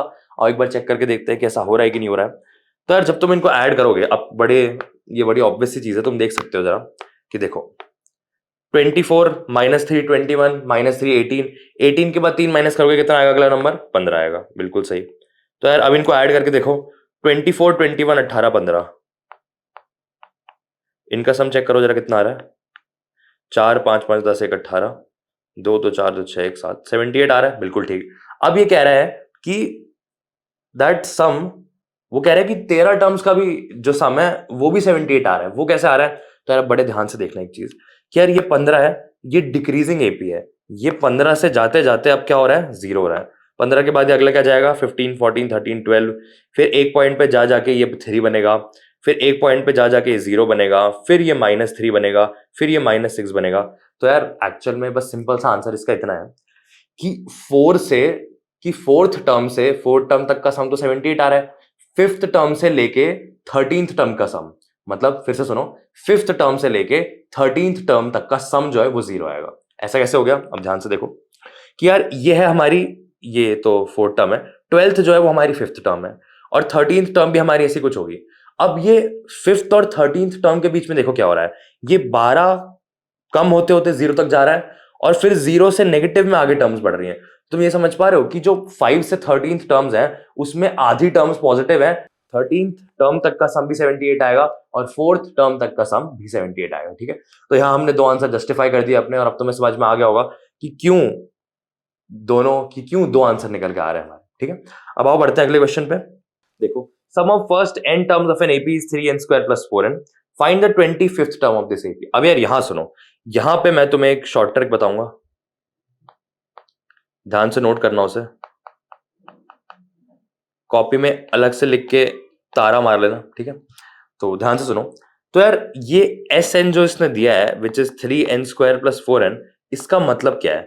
इसका मतलब ये है कि सम ऑफ n टर्म्स की मशीन बना दी इसने हमें, कि जैसे ही हम इसमें 5 डालेंगे तो S5 दे देगा। S5 मतलब क्या है?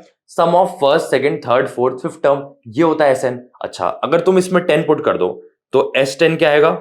3 into 10 square plus 4 into n, 4 into 10, ठीक है। तो S10 तुम्हें क्या देगा? सम ऑफ फर्स्ट 10 सम का टर्म, ठीक है, कि A1 plus A2 plus A3 plus A करते करते A10 तक का सम तुम्हें कौन देगा? S10। और S10 कैसे निकलेगा? जब तुम 3n स्क्वायर प्लस 4n में n की जगह पे 10 डालोगे, तो 3 इंटू 10 स्क्वायर प्लस 4 इंटू 10। अच्छा, तो ये आएगा 10 सम का टर्म, ठीक है, 10 टर्म्स का सम, ठीक है। तो यार अब सिंपल सा फॉर्मूला है इसका, ये तुम याद कर लेना कि Tn is equal to Sn minus Sn minus 1। भैया इसका मतलब क्या हुआ? अब ध्यान से देखो जरा, कि ये लिखी तुम्हारी फर्स्ट टर्म, ये लिखी तुम्हारी सेकंड टर्म, ये लिखी तुम्हारी थर्ड टर्म, करते करते प्लस an तक मैं चला गया, ठीक है। इसको मैंने Sn नाम दे दिया। अब मैं दूंगा Sn माइनस 1 नाम। Sn माइनस 1 मतलब भैया, मतलब 1 से ऐड करना स्टार्ट करो, 1 2 3, करते करते कहां तक चलो? an माइनस 1 तक, ठीक है भैया। अब Sn को Sn1 माइनस, अब Sn और Sn माइनस 1 को सब्ट्रैक्ट करने से क्या हुआ? ध्यान से देखो, जैसे ही मैंने सब्ट्रैक्ट किया, A1 से A1 कटा, A2 से A2 कटा, A3 से A3 कटा, ये an माइनस 1 an माइनस 1 से भी कट गया, और बचा क्या? सिर्फ an। और an क्या है? हमारी nth टर्म। तो अब तुम्हें समझ में आया कि अगर तुम्हें सीधा nth टर्म निकालनी है तो कैसे निकलेगी? Sn minus Sn minus 1। और मैंने तुम्हें एक्सप्लेन भी कर दिया कि फॉर्मूला कैसा है। तो यार तुमसे क्या पूछा है? Find the 25th term. तो सीधा तुम लिखोगे T25 is equal to S25 minus S24, ठीक है भैया। तो S25 कैसे निकलेगा? इसमें S की जगह पे 25 रख दो। S24 कैसे लिखेगा? इसमें S की जगह पे 24 रख दो और सॉल्व कर लो। आओ देखो, S25 निकालो, 3n स्क्वायर, ये सीधा पुटी कर देता हूं मैं अब, 3 इंटू 25 का स्क्वायर प्लस 4 इंटू 25 माइनस, अब S24 माइनस करना है, तो अब S24 कैसे आएगा? इसी 3n स्क्वायर प्लस 4n में n की जगह पे क्या रखोगे? 24, बिल्कुल सही। तो 24, 3 इंटू 24 का स्क्वायर क्या होता है? 576 प्लस 4 इंटू 24। तो यार अब इसे सब्ट्रैक्ट करो और जो भी तुम्हारा सॉल्यूशन निकल के आएगा दैट वुड बी T25, ठीक है। तो अब तुम सॉल्व कर सकते हो ये खुद से, ये कमेंट में लिख के देना कि क्या आंसर निकल के आया। अब बढ़ते हैं हम अपने अगले क्वेश्चन पे, ठीक है। तो अगला क्वेश्चन है प्रीवियस ईयर और ये अच्छा क्वेश्चन है थोड़ा। Ratio of sum of first m and first n terms of an AP is m square is to n square, show that the ratio of is mth term and nth term is 2m minus 1 is to 2n minus 1, ठीक है भैया। तो पहले तो जो लिखा है, पहले तो जो दिया हुआ है इसमें वो एज इट इज लिख लेते हैं। Ratio of sums of first m and first n terms is m square is to n square, ठीक है। तो फर्स्ट m टर्म का सम लिखते हैं, फर्स्ट n टर्म्स का सम लिखते हैं, उनका ratio m square is to n square के बराबर कर देते हैं, इसके बाद सोचेंगे आगे, ठीक है। तो फर्स्ट m टर्म का सम लिखेंगे m/2 into 2a plus m minus 1d, ठीक भैया, आसान। फिर n टर्म्स का लिखेंगे n/2 into 2a plus n minus 1d, ठीक है भैया, आसान। ये रेशियो किसके इक्वल था? m square is to n square के, तो लिख दिया m square is to n square के, ठीक भैया, समझ में आ गया। अब क्या करें? थोड़ा सिंप्लीफाई करते हैं। ये 1/2 दोनों तरफ से काट दो, ये m और n यहाँ पर है और m और n राइट हैंड साइड में भी है, तो यहां से भी काट दो, तो ये काटा, तो ये m स्क्वायर n स्क्वायर का काट के क्या बच गया? m इज टू n बच गया, ठीक है। ये भी समझ में आ गया भैया। राइट हैंड साइड में हमारे पास क्या बचा? ये a plus m minus 1d, right hand side में हमारे पास बचा 2a plus m minus 1 into d divided by 2a plus n minus 1 into d is equal to m by n। अब भैया इसका क्या करें? इसका क्या, तो कुछ समझ में नहीं आ रहा, तो जहां कुछ समझ में नहीं आता क्या करो? क्रॉस मल्टीप्लाई, दिख रहा है क्रॉस मल्टीप्लाई हो रहा है, क्रॉस मल्टीप्लाई कर दो। आओ देखो, करो मल्टीप्लाई, 2an प्लस 2 नहीं प्लस mdn माइनस dn, ठीक है, is equal to 2am plus nmd minus md। कुछ नहीं करा, सिंप्लीफाई करा है। अब ध्यान से देखो, mdn कट गया, अब सब कुछ लेफ्ट हैंड साइड में लेके आओ, 2a into n minus m plus, अब देखो यहां ध्यान से देखो, nd माइनस में है और md यहां माइनस में है, तो यहां बड़ा सिंपल सा काम करो कि इसको उठा के राइट हैंड साइड ले जाओ, ठीक है, इज इक्वल टू डालो यहां पे d, और ये जब तुम उठा के इस तरफ लेके जाओगे तो ये बनेगा प्लस nd, तो d बाहर लो, क्या बना n माइनस m, और क्या होगा n माइनस m से n माइनस m कटा, क्या निकल के आया d is equal to 2a। और यार अब जैसे ही d is equal to 2a निकल के आया, खुश हो जाना यहाँ पे, क्योंकि तुम्हारा 90% क्वेश्चन सॉल्व हो गया। अब एक काम करना है बस, d is equal to 2a 1 लिख लो। पूछा क्या तुमसे, show that the ratio of its mth term and nth term is 2m minus 1 is to 2n minus 1, ठीक है।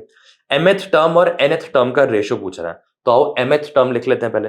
mth टर्म क्या होती है, a plus m minus 1d, ठीक भैया, और nth टर्म क्या होती है, a plus n minus 1d, बिल्कुल सही। अब क्या करेंगे, कुछ नहीं करेंगे, d को क्या डाल देंगे 2, ठीक है। आओ सॉल्व करते हैं, a plus m minus 1 into 2a divided by a plus n minus 1 into 2a, ठीक है।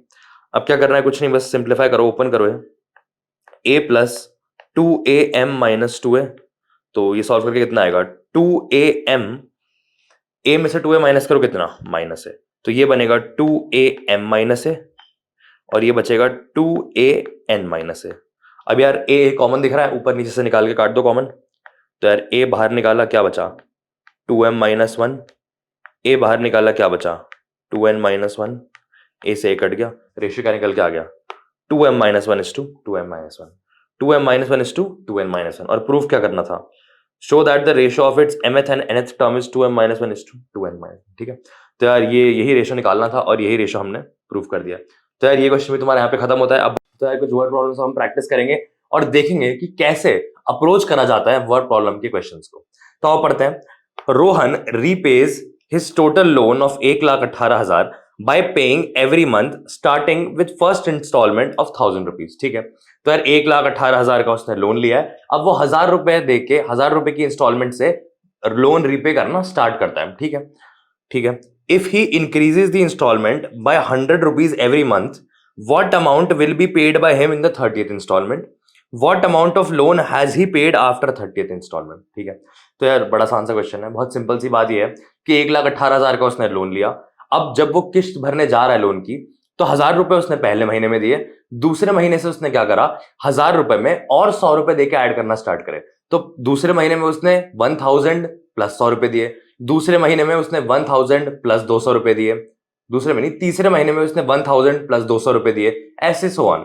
तो यार ये बेसिकली पूछ रहा है कि जब 30वें महीने में या फिर 30वीं इंस्टॉलमेंट जब वो देगा अपने घर की, तो कितना पे कर रहा होगा वो, और ये भी कह रहा है कि बाय 30th इंस्टॉलमेंट टोटल कितने रुपए दे चुका होगा वो। तो यार बहुत सिंपल सा क्वेश्चन है, मतलब ये सारी कहानी को हटा के इन शॉर्ट बोलूं तो ये है कि एक एपी है जिसकी फर्स्ट टर्म 1,000 है, जिसका कॉमन डिफरेंस 100 है, और तुम्हें उस एपी की 30th टर्म निकालनी है और सम ऑफ 30 टर्म्स निकालना है, बस ये क्वेश्चन है, ठीक है। तो आओ इसे जल्दी से लिख लेते हैं और सॉल्व करते हैं। तो यार ए है 1,000 which is first instalment, d है 100 रुपए जो कि क्या है फिक्स्ड अमाउंट जो वो हर महीने इंक्रीज कर रहा है, ठीक है, और ए एन क्या है विच इज nth टर्म, मतलब nth इंस्टॉलमेंट में या फिर 30वीं इंस्टॉलमेंट में कितने पैसे देगा वो है ए एन नहीं एन है वहां पे हमारे पास 30, ठीक है भैया, बड़ा आसान था। तो अब हम निकाल लेते हैं कि 30th इंस्टॉलमेंट में वो कितने पैसे देगा, तो बड़ा इजी, ए प्लस एन माइनस 1d, तो ए प्लस 29 इंटू डी है 100, तो मल्टीप्लाई कर दो, तो कितना आया, दिया आता है 2900 प्लस 1,000 विच इज 3,900। तो यार ₹3,900 वो देगा अपनी कितने 30th इंस्टॉलमेंट में पे करेगा वो, ठीक है। अब पूछा उसने कि टोटल 30 इंस्टॉलमेंट में अब तक वो कितने पैसे दे चुका है, तो क्या करना है, फर्स्ट इंस्टॉलमेंट में दिए पैसे, प्लस दूसरे में दिए, प्लस तीसरे में दिए, प्लस चौथे में दिए, करते करते प्लस 30th इंस्टॉलमेंट तक जितने पैसे दिए उसका सम करना है। तो क्या करना है, सम ऑफ एपी निकालना है। सम ऑफ एपी कैसे निकालते हैं, दो फॉर्मूले होते हैं, n/2 into 2a plus n-1d या फिर n/2 into a plus L. a plus L में क्या लेंगे हम, a होगा फर्स्ट इंस्टॉलमेंट 1000, l क्या होगा 30th इंस्टॉलमेंट जो कि हम निकाल चुके। तो कौन सा फॉर्मूला लगाएंगे हम, n/2 into a plus L. तो आ जाओ, n/2 n है 30, 30/2 into a plus L. a है 1000 प्लस l है 13900। तो यार बस सिंपल सा है, सॉल्व कर लो इसे। 30/2 इज 15, तो आएगा 15 इंटू 4900, ठीक। तो 15 9 जा 135, 15 4 जा 60, 73, तो ये हो जाएगा। तो बेसिकली 73,500 रुपीज वो by the end of 30th instalment pay कर चुका होगा, ठीक है। नाउ सोल्यूशन देख लेते हैं। तो क्या आंसर निकल के आए हमारे, 3900 रुपीज और 73,500। तो यार ये दो चीजें हम निकाल चुके। पहला क्या कि 30th इंस्टॉलमेंट में एग्जैक्टली कितने पैसे वो देगा, और सेकंड क्या है कि by the end of 30th instalment वो टोटल कितने पैसे बैंक को दे चुका होगा। तो पहला है 3900 और दूसरा है 73,500, ठीक है। तो अब बढ़ते हैं अपने अगले क्वेश्चन पे। तो यार अगला question, the house in a row are numbered consecutively from 1 to 49। तो यार ऐसा मान लो कि एक गली है, गली में घर है बहुत सारे लाइन से लगे हुए, 1 से 49 तक नंबर करे हुए उन घरों को। Show that there exists a value of x such that the sum of number of houses preceding that house numbered x is equal to sum of number of houses following x, ठीक है। तो यार ये तो बड़ी सी कहानी कर दी इसने, बट मैं तुम्हें समझाता हूँ क्या कह रहा है इन शॉर्ट में। तो इन शॉर्ट वो ये कह रहा है कि यार ऐसे घर है यहाँ पे,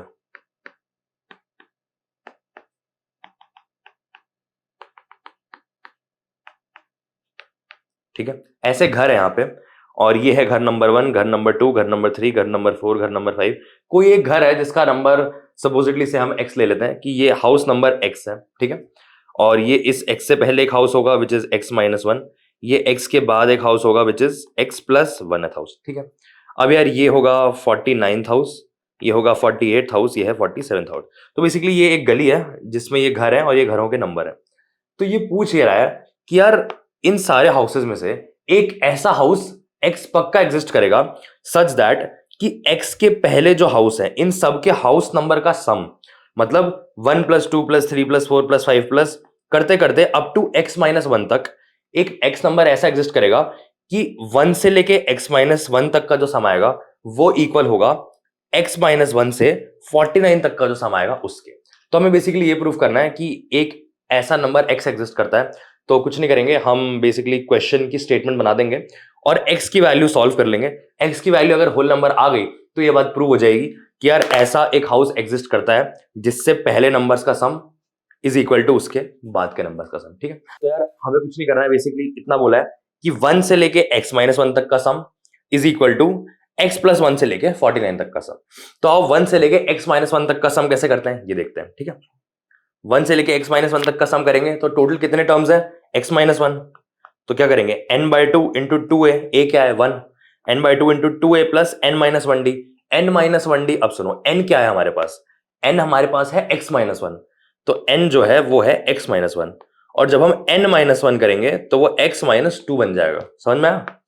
प्लस n-1 तो plus x-2 into d, d क्या है 1 फिर से, ठीक है भैया। ये तो हो गया लेफ्ट हैंड साइड का सम। अब आओ राइट हैंड साइड का सम निकालते हैं। राइट हैंड साइड का सम कैसे होता है, अच्छा अब सुनो कि यार यहां तक तो हमें पता था कि टोटल x-1 घर है, 1 घर, 2 घर, 3 घर, 4 घर करके करके x-1 घर, ठीक है। और ये हमारा x नंबर का हाउस है। बट यार यहां पे हमें कैसे पता, अगर हमें n/2 into a plus L का फॉर्मूला लगाना है तो, या फिर एक काम करते हैं n/2 into a plus L से अच्छा तुम सीधा ये फॉर्मूला लगा लो, लंबे से अच्छा छोटा फॉर्मूला लगाएंगे हम यहाँ पे सीधा फॉर्मूला यूज करो, n/2 into a which is first house is 1, a plus L, L क्या है x-1, बिल्कुल सही। तो ये हो गया n/2 into a plus L, ये हो गया लेफ्ट हैंड साइड का सम। अब राइट हैंड साइड में भी हमें यही करना है, n/2 into a plus L. अब ध्यान से देखो जरा, क्या हमें कर सकते हैं, n/2 मतलब यहां से लेके x+1 से लेके 49 तक जितने भी घर हैं उनका सम, n/2 into a plus L. a क्या है x+1 और l क्या है 49। तो बस हमें बेसिकली n निकालना है कि x+1 से लेके 49 तक घर कितने हैं? तो यार बड़ा ठंडे दिमाग से सोच जरा, ये टोटल है हमारे पास 49 घर, ठीक है। अब ये टोटल है यहां से यहां तक x घर, तो यार ये बचे हुए घर कितने हुए? 49 - x, बड़ा आसान था भैया, इसमें तो कुछ डरने वाली बात ही नहीं थी। तो ये हो गया 49 - x घर हो गए टोटल यहाँ पे, तो बस ये कर देना है। n/2 into a plus L का फॉर्मूला लगाना है, 49 - x n/2 into a plus L. a क्या है? x+1। अरे हाँ भाई देखो, a क्या है? x+1 ही तो है, और l क्या है? 49। ठीक है भैया, n/2 into a plus L, sorted. ठीक है, अब क्या करना है? कुछ नहीं, क्वाड्रेटिक बनी है, सॉल्व कर लेंगे। आओ करते हैं।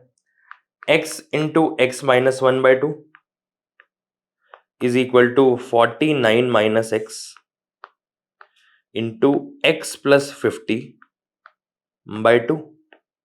ठीक, अब क्या करेंगे? 2 से 2 कट गया, दोनों तरफ एक्सपैंड करेंगे। x² - x आया इस तरफ क्या आया? तो एक काम करेंगे, माइनस का साइन बाहर निकालते हैं सबसे पहले। और माइनस बाहर निकालते हैं। 49 - x में से x बाहर निकालेंगे तो क्या बनेगा? x - 49, ये बनेगा x - 49, और एक माइनस हम बाहर कर देंगे। एक मिनट, एक माइनस मैंने बाहर लिख दिया। ठीक है, अब ओपन करना आसान है, तो क्या होगा? x² 49 + 50 प्लस x बनेगा, माइनस कितना बनेगा? 49 इंटू 50 इज 4900 एंड 2 450। ठीक, ये बन जाएगा। ओके, अब क्या करना है हमें? माइनस है तो माइनस साइन बाहर लगा देते हैं, तो ये माइनस साइन बाहर लगा देते हैं। तो यार अब बस हम ये माइनस का साइन अंदर डालेंगे, और आओ देखते हैं क्या बनेगा। x² - x is equal to -x² - x plus 2450। तो अब देखो जरा, -x से -x कटा, क्या बना? 2x² is equal to 2450। आओ इसे सॉल्व करें। आओ अगले पेज पे चलते हैं, राइटिंग थोड़ी अच्छी करेंगे। 2x² is equal to 2450, x² is equal to 1225।